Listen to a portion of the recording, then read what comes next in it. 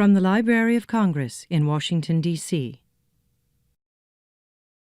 Good morning, everyone, and welcome to the 2015 National Book Festival. I'm Joanne Jenkins, the CEO of AARP, and AARP is thrilled to be here for the 15th anniversary of the festival and to sponsor the Fiction Pavilion with this amazing cadre of internationally known and loved authors. AARP is a nationwide social mission organization with a membership of over 38 million people. And some of you today have shown me that you have your card and you've been to get that discount at Dunkin' Donuts. But we strive every day to enhance the quality of life for all people as they age by fighting for and equipping them to live their best lives. We hope this afternoon or sometime during the day you'll stop by our exhibit and get to know AARP just a little bit better. AARP is involved in programs like AARP Foundation Experience Corps, which pairs older adult volunteers with K-12 disadvantaged children who help them read at grade level or beyond. Or our Mentor Up program, which brings high school and college students to work one-on-one with adults of all ages to enhance their comfort level with smartphones, tablets, and other electronic devices that you can read your books on. We're also working hard in communities across the country to improve literacy, to get more people reading books by great authors like the ones you're going to hear today. But it's my pleasure this morning to introduce my former colleague, someone who's serving in the job that I served in when I was at the Library of Congress, Mr. Robert Newland, the Library of Congress's Chief of Staff, who will present Louise Erdrich with the Library of Congress Prize for American Fiction. Thank you.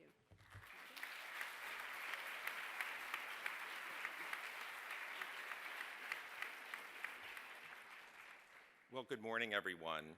And if Ms. Erdrich will permit me just a moment of digression, I would just like to recognize Joanne Jenkins. As she mentioned, she's former Chief Operating Officer at the library. She served with great distinction, now has moved on to greater heights at AARP and leading that organization brilliantly. Joanne, thank you for all you have done for the Library of Congress and for all that you continue to do.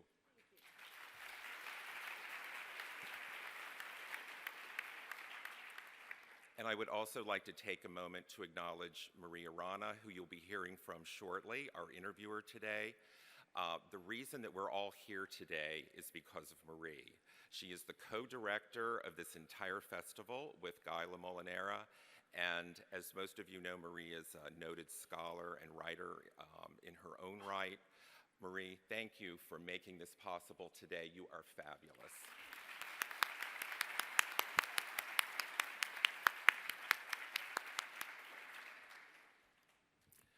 And now it is my pleasure as Chief of Staff of the Library of Congress, but I think more importantly as a librarian, which is how I started life, to award our third Library of Congress Prize for American Fiction, which honors an American novelist whose body of work is distinguished not only for its mastery of the art, but for its originality of thought and imagination. The prize was inspired by a prior award the library made to Herman Wouk in 2008 for his lifetime achievement in fiction. Since then, the prize has been conferred on novelists Toni Morrison, Philip Roth, Isabel Allende, John Grisham, and under its present name to Don DeLillo and the late E.L. Doctorow. The Librarian of Congress has selected Louise Erdrich as the newest recipient of the Library of Congress Prize for American Fiction. Karen Louise Erdrich, born June 7th, 1954 in Little Falls, Minnesota, was the first of 7 children raised in North Dakota by a German-American father and a mother who is half French, half Ojibwe. She lives in Minnesota with her daughters and is the owner of Birchbark Books, a small independent bookstore. And if you haven't checked it out yet, they have a fabulous website. Erdrich is the author of 14 novels, as well as volumes of poetry, children's books, and a memoir of early motherhood. Her debut novel, Love Medicine, won the National Book Critics Circle Award. Her most recent novel, The Roundhouse, has garnered resounding praise and won a National Book Award. Her novel before that, A Plague of Doves, was a finalist for the Pulitzer Prize. Last year, she was awarded the prestigious Saul Bellow Award for achievement in American fiction. Erdrich was nominated for the Library of Congress Prize for American Fiction by a jury of 22 distinguished literary figures from around the world. This included Nobel Prize winners, Man Booker Prize winners, prominent literary critics, and past winners of this prize. In making the final selection, the Librarian of Congress stated, and I quote, "Louise Erdrich has portrayed her fellow Native Americans as no contemporary American novelist ever has. Her prose manages to be at once lyrical and gritty, magical yet unsentimental, connecting a dream world of Ojibwe legend to stark realities of the modern day," unquote. She is above all an American original, a writer whose work rings with authenticity. As Philip Roth has written, and I quote, "In an original prose style, gravely and humorously, she has depicted unblinkingly and with the deepest knowledge the plight of a people whose intimate lives she knows like no one else in writing today." Please join me in celebrating this year's Library of Congress Prize in American Fiction winner, Louise Erdrich.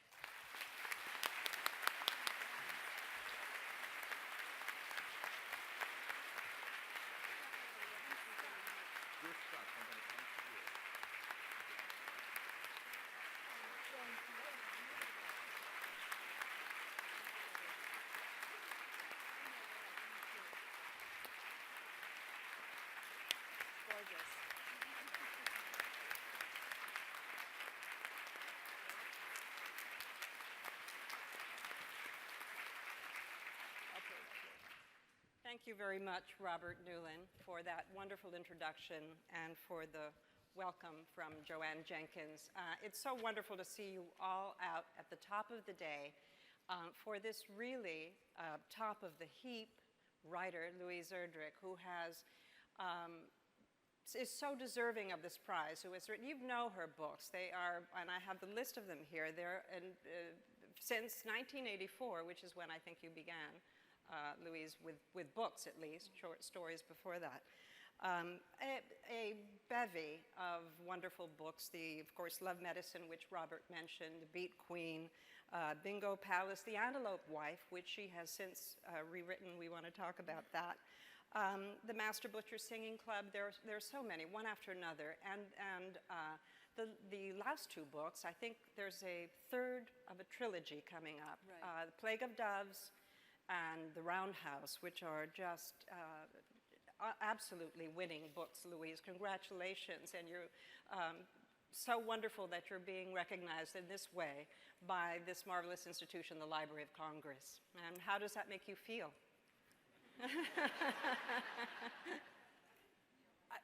I can't really answer that question. Let me first start by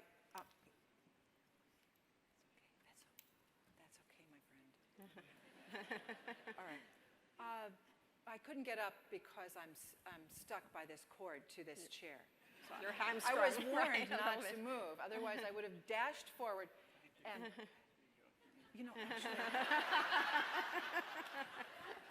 he said he's from Maine. We're kindred. So, yes, I'm really astonished at this. I have to say, I'm very surprised that, and moved that you've all come to this event, because there is so much going on here, and thank you. Thank you.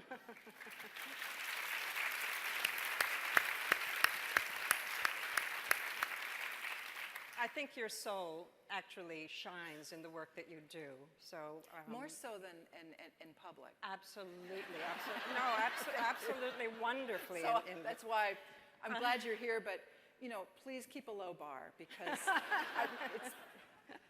Yeah.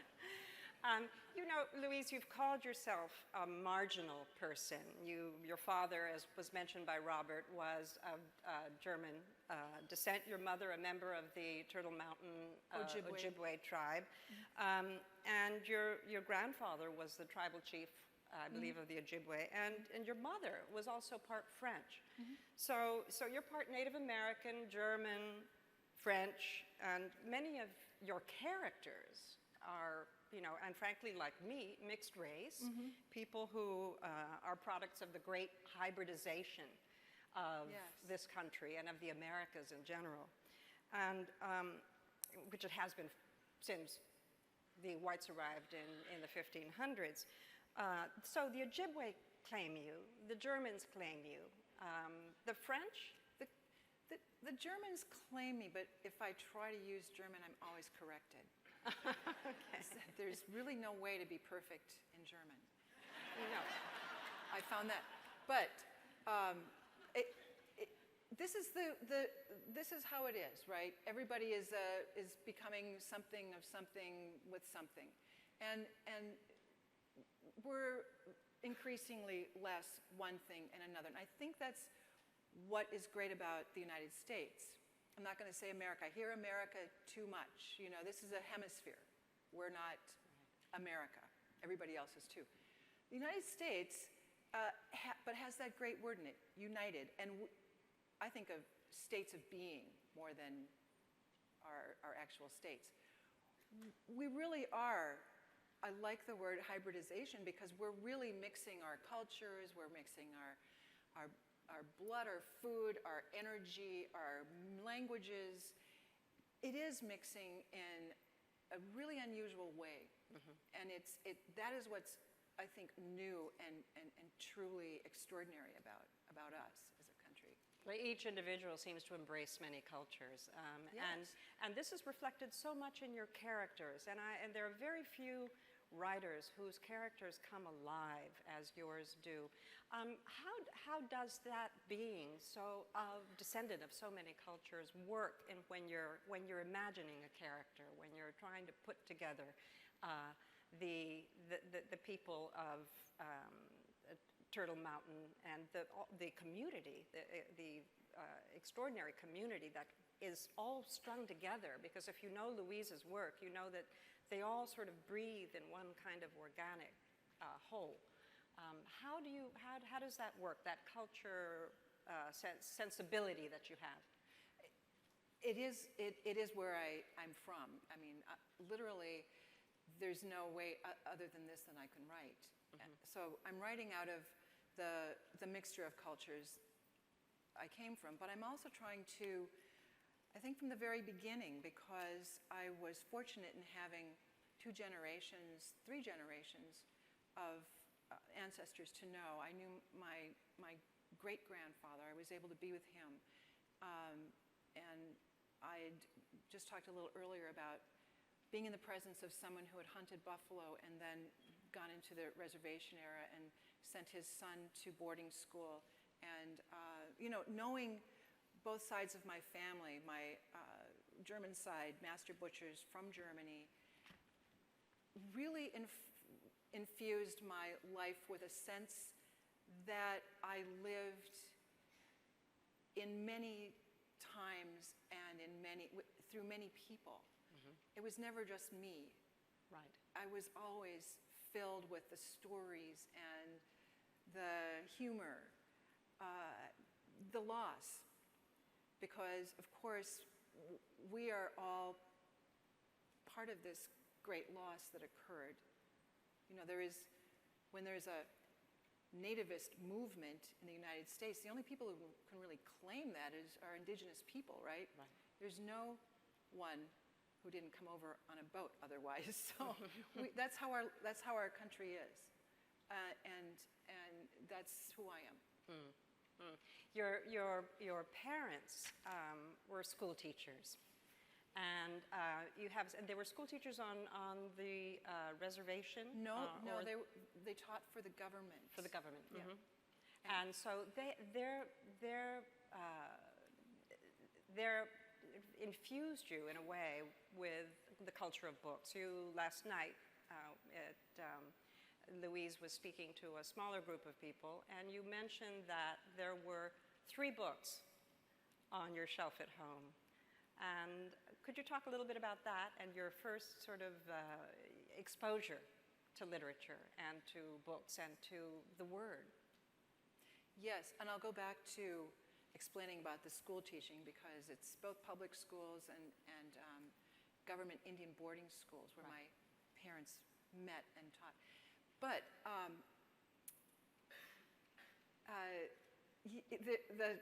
I mentioned Marjorie Morningstar by Herman Wouk, which was out of my reach. So I had to climb down, get it, and get educated about, wow. Did I not know what Marjorie was going to be up to? And that was pretty extraordinary for me. The Bible.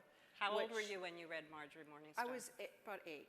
And the Bible I read when I started at 4. You know, I had these Bible stories, and it made me an atheist.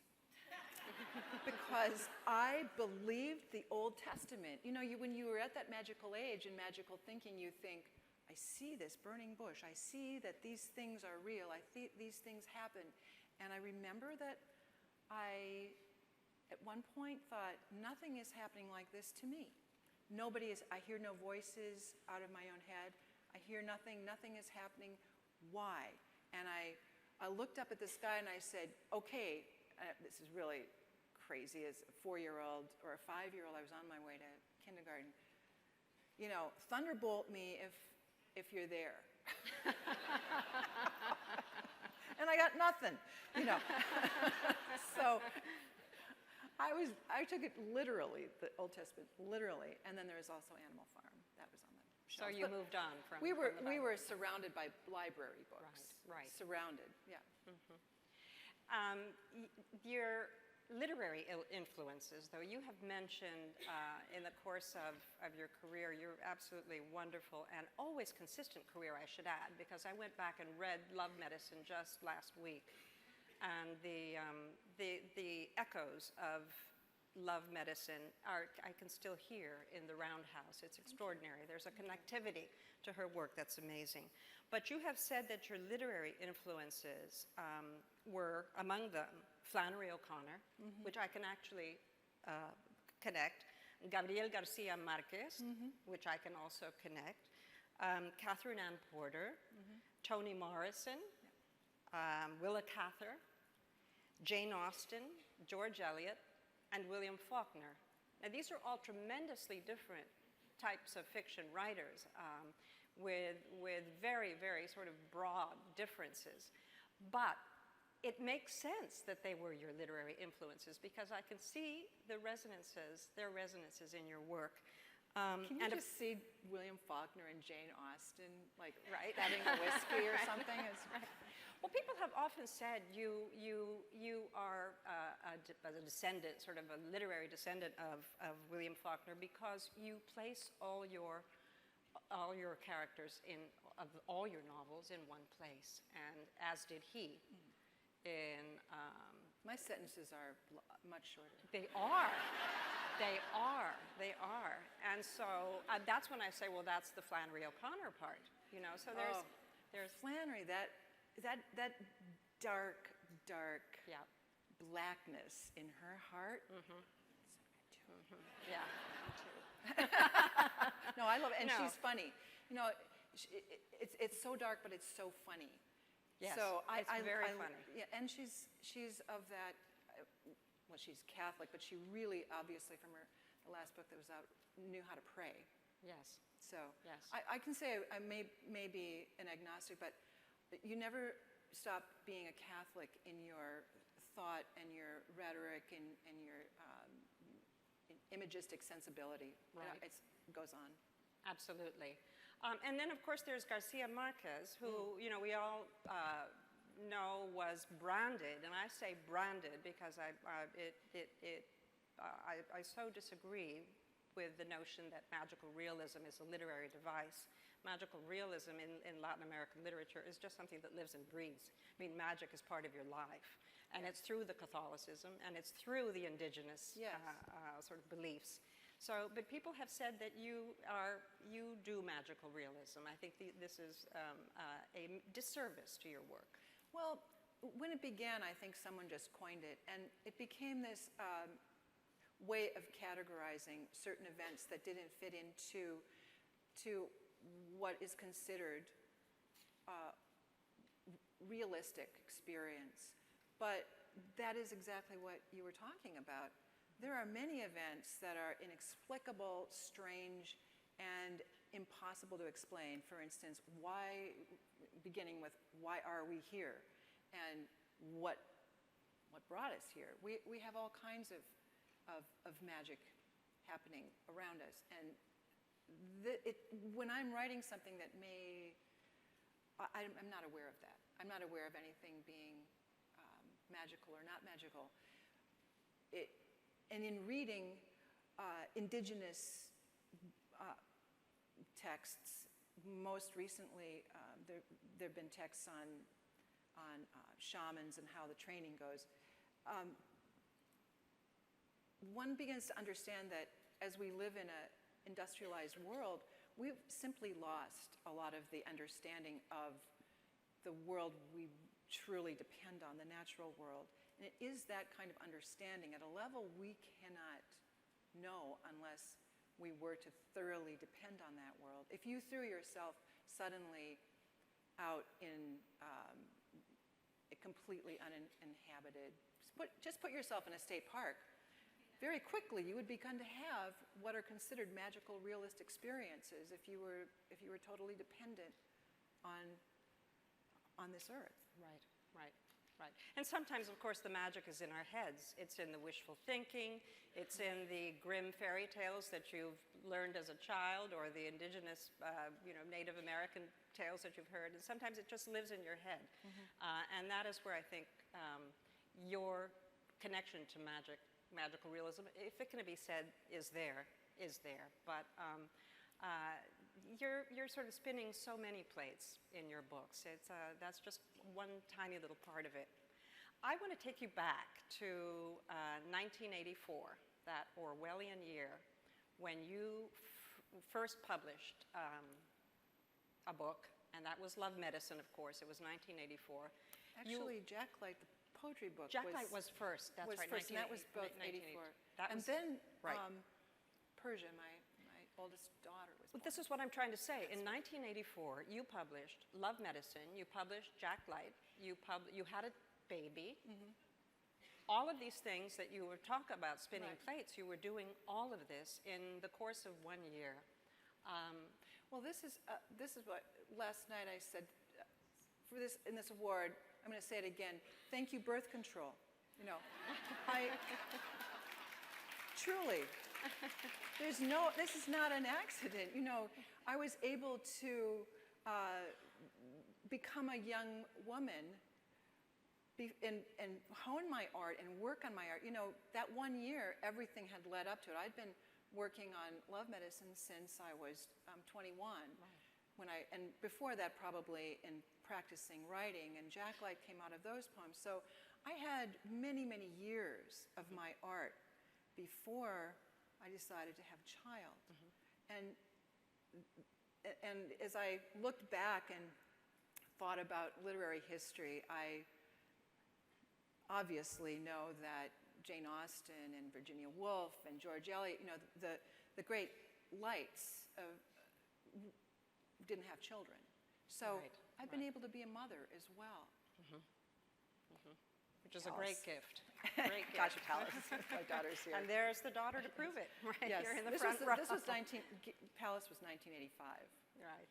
So, the Beat Queen.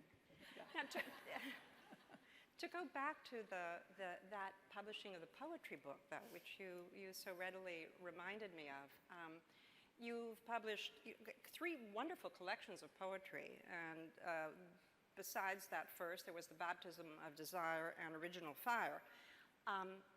Why did you leave poetry behind, or have you, or better phrased, how did the poetry lead you to fiction? When I started writing poetry, I was trying to write poetry. you know. I was trying to, and I thought, maybe I have to leave the earth, leave the country. Well, how do we get to that place where you're really, but then I started writing narrative poems, and I was, no, I'm on the, you know, this is what I am. This is where I am. I'm story is where it's for me.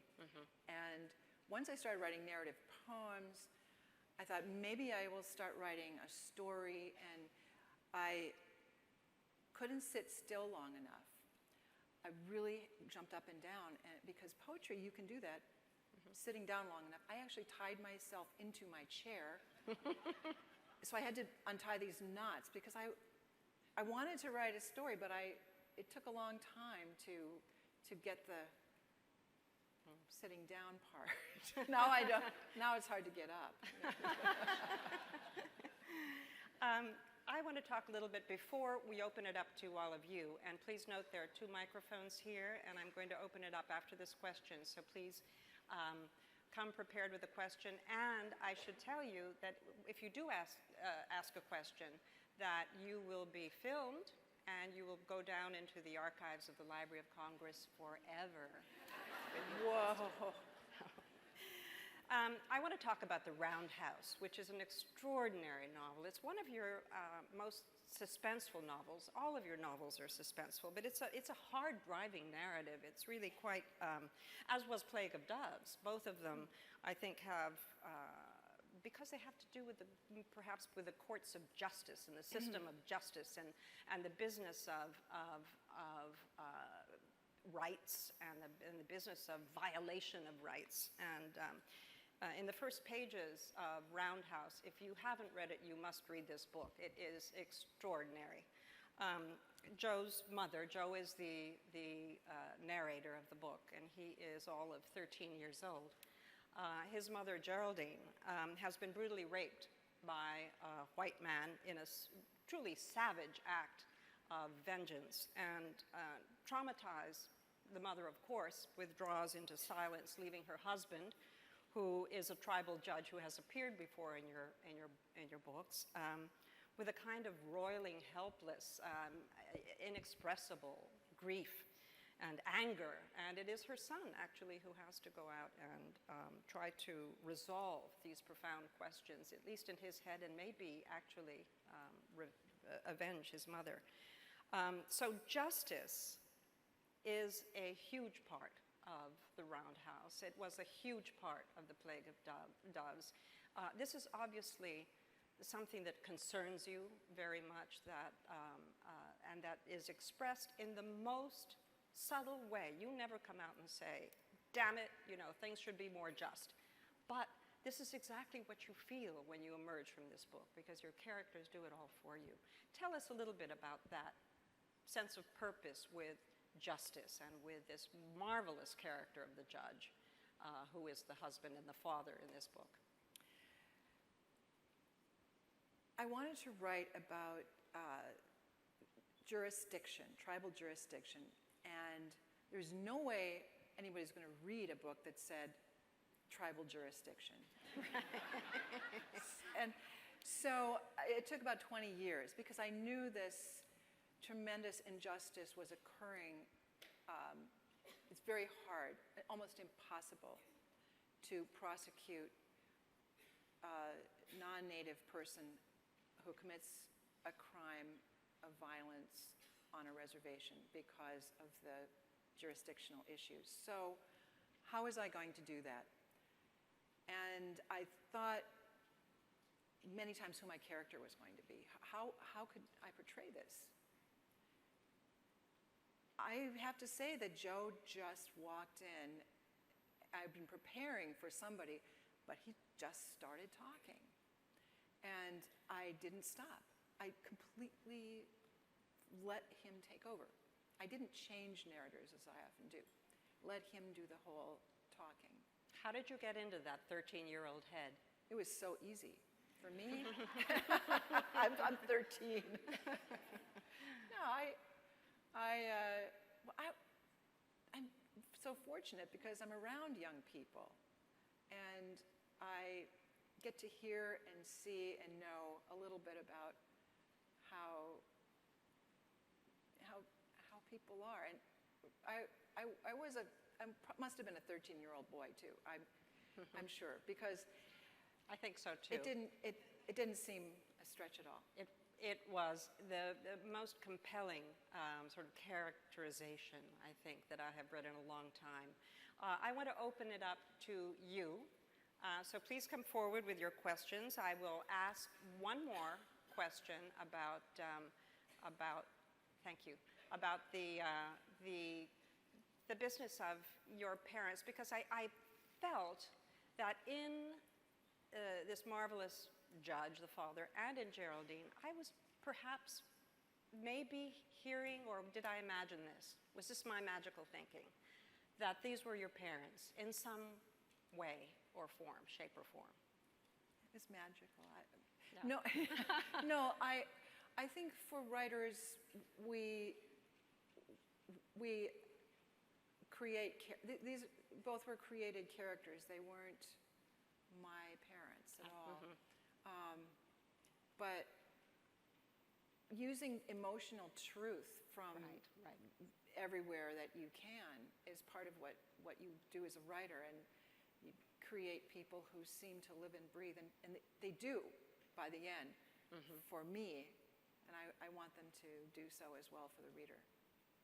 Well, clearly you had a wonderful sort of raw, natural life, actually, in your family, in the Turtle Mountain tribe, in all your experiences, in your children, to be able to draw from. First question, please.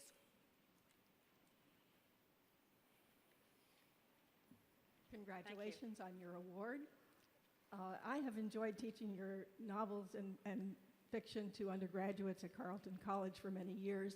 And I have a question about a novel, I think it's A Miracle at Little Rocking Horse, about where you create a character, a woman who impersonates and succeeds in functioning as a priest. What inspired you to do that? And what were some of the particular difficulties in rendering that character? And how successful did you feel about that?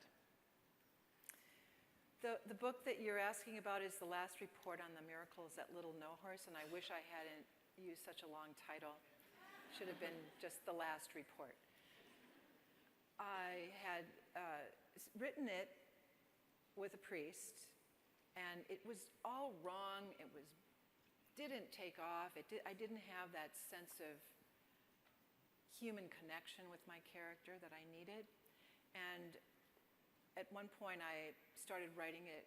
The priest is a woman, and I went to my mother, who's very devout Catholic, and said, I think I'm going to make this priest a woman. What should I do? And she said, go for it. I never heard her say go for it before she did. So writing it that way changed everything. And I loved writing that book. I was able to pour myself into that book. It's one of my favorite books. Thank you for that question. Of mine, I mean. So please. Thank you. Congratulations, Louise, again. Thank you very on much. this award, and welcome to DC. When I visited, This is great. when I visited Birchbark Books, you recommended the best ice cream in Minneapolis. So I'd like to recommend Ice Cream Jubilee in DC, in the Navy Yard. My question is actually regarding. So you spoke a little bit about your influences on the books that you read. I'm just doing this. This is not a. It's not a salute. It's not a salute. It's not one of those native portraits things. It's just the lights. I can't see your face without blocking out the light. So you spoke about your influences, and I was wondering about other contemporary writers that you read now. Yes. Who else are you reading who is writing now that you really connect with? So maybe next year when you're on the committee deciding who will get this award, who might you recommend? Right. Well, I was just sitting on a couch with Marilyn Robinson and Jane Smiley. They're amazing writers, and I got to sit on the couch with them, and we were talking and all that. But there's two right there. You'll hear from them later today. Yes. extraordinary and wonderfully, I love talking to writers, but anyway, so other writers that I'm reading right now,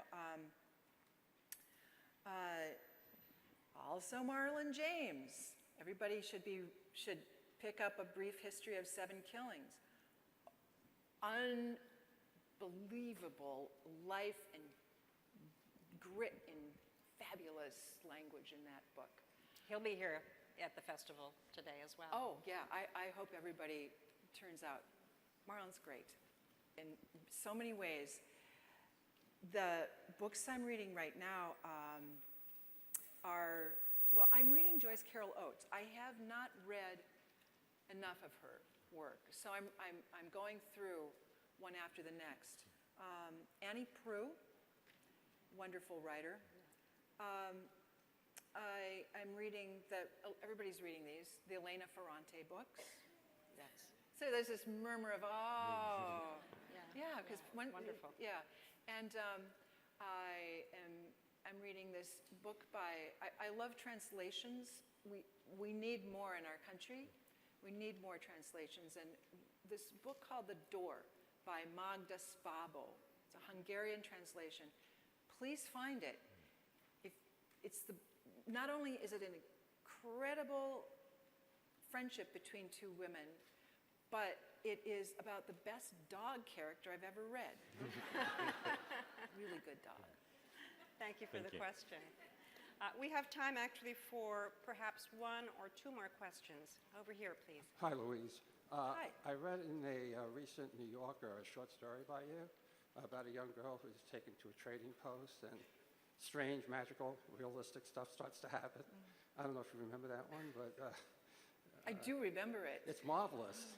Thank you. But it made me wonder, do you bring a different set of skills, or do you bring a different sensibility to the short story as opposed to the novel? And when you're working on them, do you work differently, or is it kind of the same thing in both cases? Different is a different set of skills and sensibility to short stories or novels. This particular story is wedged, little bits of it are wedged through the next book as a history. She's an ancestor of a character who is current in the next book. So although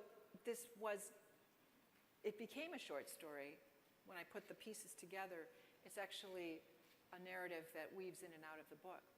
So it was a bit of both. Usually a true short story is like writing a small novel. I mean, everything has to go into it. Okay, thank you. It's called The Flower. 1 more question. Thank you. Great. I actually recently moved here from Minnesota, so it was funny that I had to come all the way to Washington, D.C. to see you. But my mom actually gave me the Roundhouse recently, and when she gave it to me, she said, this is like the, To Kill a Mockingbird on the res. And I was once I read it, I was like, yes, I kind of feel, this young narrator, the judge father, is channeling a little bit Atticus Finch. But one of the characters I thought was really interesting was the woman who was adopted. She was just white, and she's openly, admits, like, my racial background is not this. But I wonder how you navigate those racial identities. I mean, cultural appropriation is now more in the news, but it's been happening, especially with Native cultures, forever. So how you decided to portray her and navigate, her having this identity, but also what is, too far. I think identity is very porous, and that this particular character was, the reason the Indian Child Welfare Act came about was because of this Native American children were adopted at such a horrific rate out of their homes and away from their families for such a long time. But very rarely is the opposite heard, where a Native family, and I've heard this several times though in my life, has basically rescued a child who was abandoned. And that's what happened. My grandmother rescued and raised several children before there were agencies to handle this sort of thing. they were raised by Native people.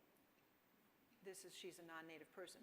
Culturally, she's Native, and she's totally accepted in the community, and that's how she is. She's one of my favorite characters because she was kind of a twisted person. It was great. I liked her a lot. Louise Erdrich, thank you for the question. Thanks. Louise Erdrich, congratulations. Thank you so much for the wonderful work you've given us. Thank you. Thank you. This has been a presentation of the Library of Congress. Visit us at loc.gov.